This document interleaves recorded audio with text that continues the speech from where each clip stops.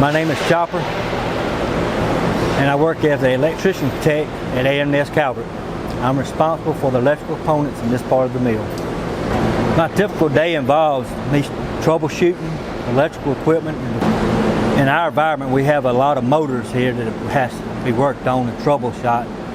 So you have to open them up, look inside the components, test them with a voltmeter, get an ohm reading from them, and diagnose what maybe the problem is, if the motor's good, if it's bad, or if it's in the wiring of the motor. That's one part of my job I do every day, troubleshoot and make sure the mill runs in a good orderly fashion.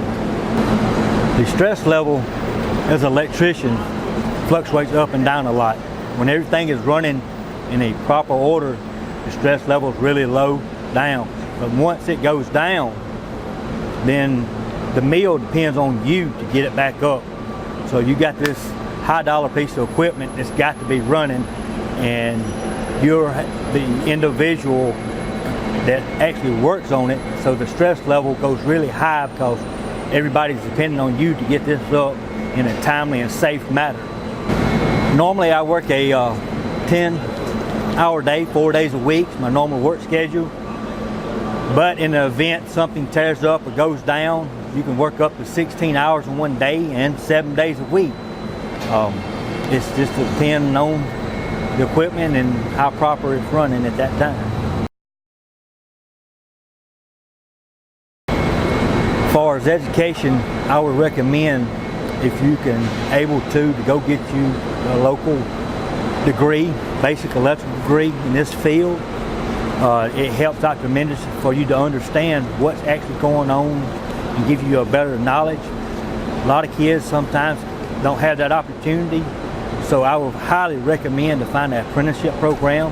Somebody's going to help you, train you, and get you through. I started through an apprenticeship program, then went back and got my degree also, and it's helped me a lot to be able to put your hands on and carry yourself forward to understand how to do this work and be safe doing it. Some of the other skills as being an electrician is just not wiring up or unwiring a motor.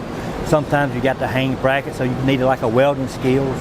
You got to have communicational skills to talk to other people to find out what the problem is, because they're actually running the equipment and we're here to fix the equipment, so we didn't actually see it when it went down. So you got to be able to communicate with others. You're going to have to be able to look at blueprints and drawings and be able to comprehend what's actually going on. And you got to be self-motivated in this line of work and have pride in what you do. The reason I like doing electrical work, the best part of my job, is to be able to fix something when it breaks down, to have that ability to come in and put something together that's broken and it actually works and it works efficiently and proper. I enjoy that. The worst part about my job is a dangerous field. You have to understand what you're touching and what you can't touch and what you can touch. The things, if you mess around, touch the wrong thing, you can lose a finger or arm, even your life at this level. So you have to be prepared and knowledge about what's going on.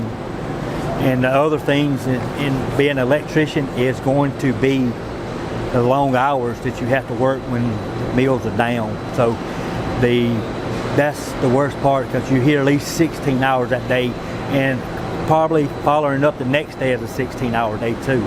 So be prepared to be tough at the end of the day.